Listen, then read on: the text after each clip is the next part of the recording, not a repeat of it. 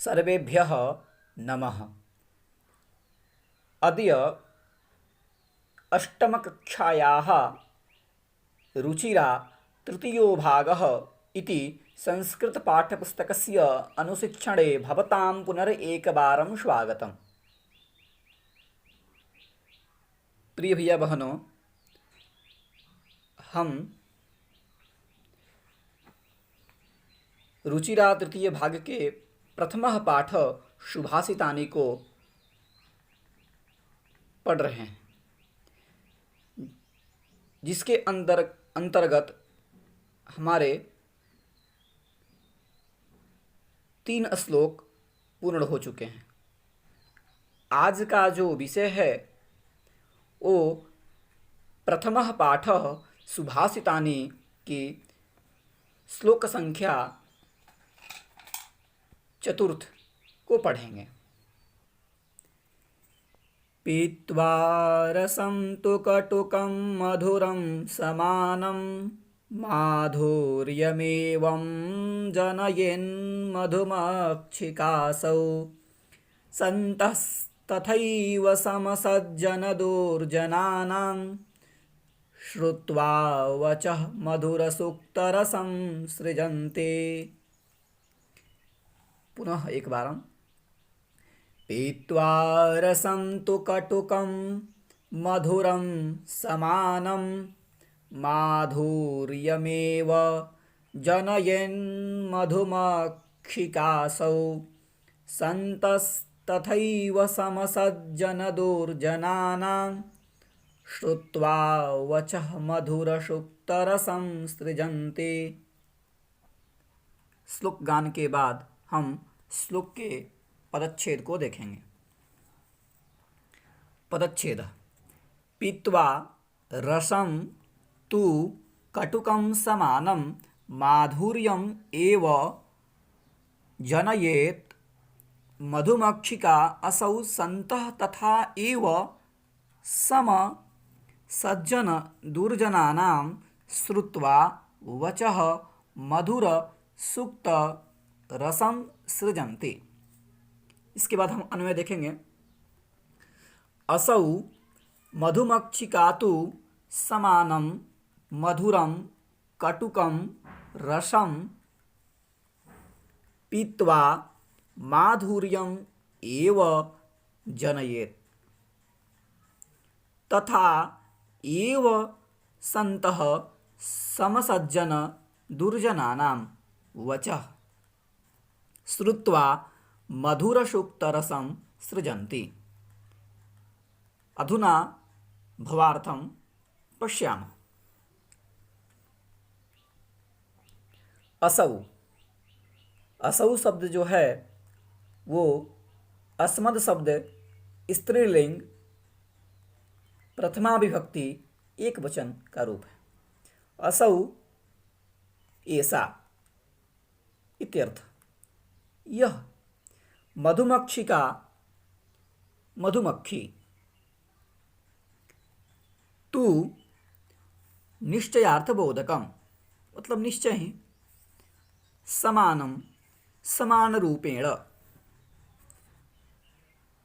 मधुरम मधुर रसम कटुकम कटुरसम रसम अर्थात रसम। भैया बहन,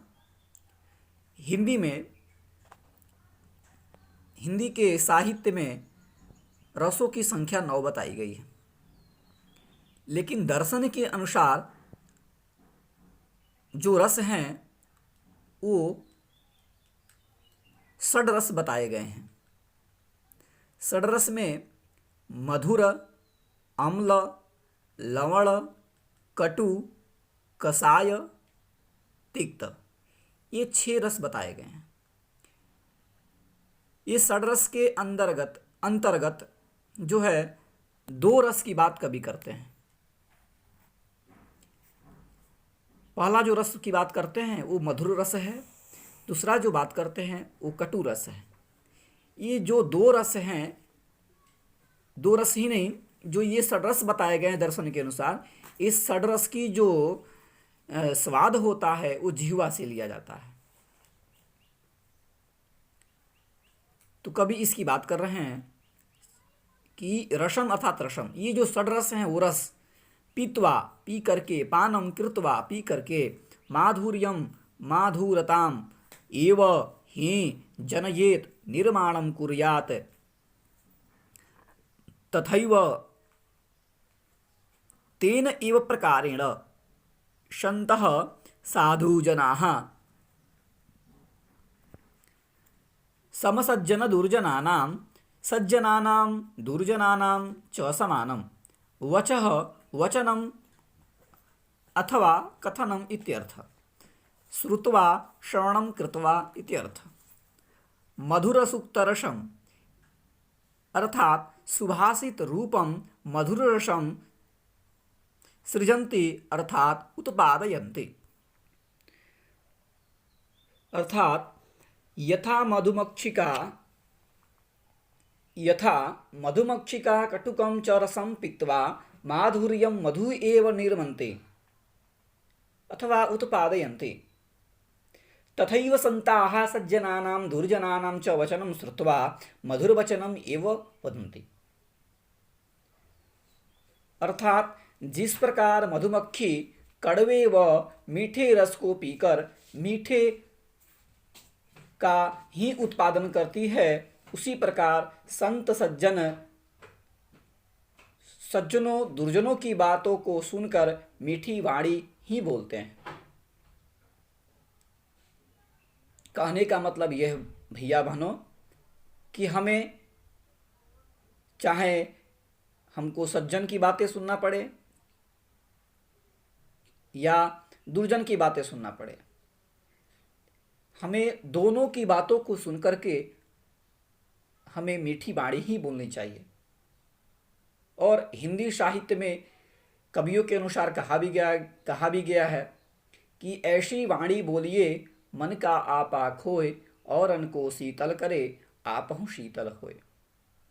जिस प्रकार से ये हमें प्रकृति सिखाती है कि जिस प्रकार से मधुमक्खी जो है कड़वे व मीठे रस को लेती है, लेकिन समान रूप से वह जो मधुमक्खी जो है वो मीठे रस का ही उत्पादन करती है, शहद का ही निर्माण करती है। उसी प्रकार से हमें भी संत सज्जनों का दुर्जनों की बातों को सुनकर के मीठे वाणी का ही निर्माण करना चाहिए, मीठी वाणी ही बोलनी चाहिए, क्योंकि मीठी वाणी हमारे लिए हितकर है। हम शुरुआत प्रारंभ में पढ़े थे बात कि सुभाषितानि, जो सुंदर वचन है, जो मधुर वचन है, उसका ही हमको निर्माण करना है। तो ये हमें जो है पीत्वा रसं तु कटुकं मधुरं समानं माधुर्यमेवं जनयेन मधुमक्षिकासौ सन्तस्तथैव जनदुर्जनानां श्रुत्वा वचः मधुरसूक्तरसं सृजन्ति। मधुमक्खियों की तरह हमें मधुमक्खियों से सीख लेना चाहिए कि जिस प्रकार से मधुमक्खी कड़वे रस को पीती है, मीठे रस को पीती है, लेकिन वो समान रूप से मीठे रस का ही निर्माण करती है।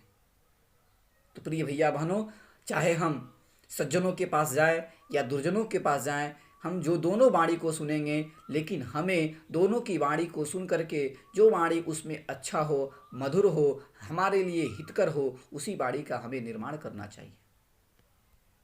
तो आज के श्लोक को हम पढ़े।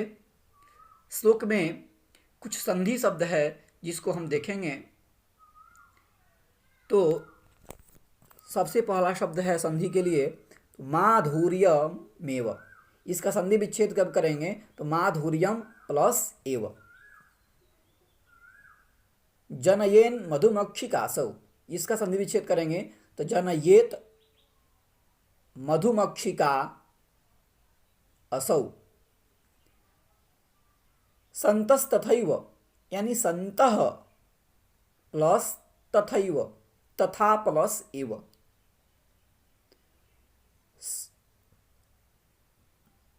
और बस इस श्लोक में 1 2 3 4 5 संधियां हैं। इसको हम देखें फिर से एक बार, हम संधि विच्छेद करके दिखा देते हैं आपको भैया बहन। आप इसको अपने कॉपी में नोट कर लेंगे संधि शब्दों को। माधुर्यम प्लस एव, जनयेन मधुमक्षिका प्लस असौ, सन्तः प्लस तथा प्लस एव। ये संधि विच्छेद हुआ। इसी के साथ आपका ये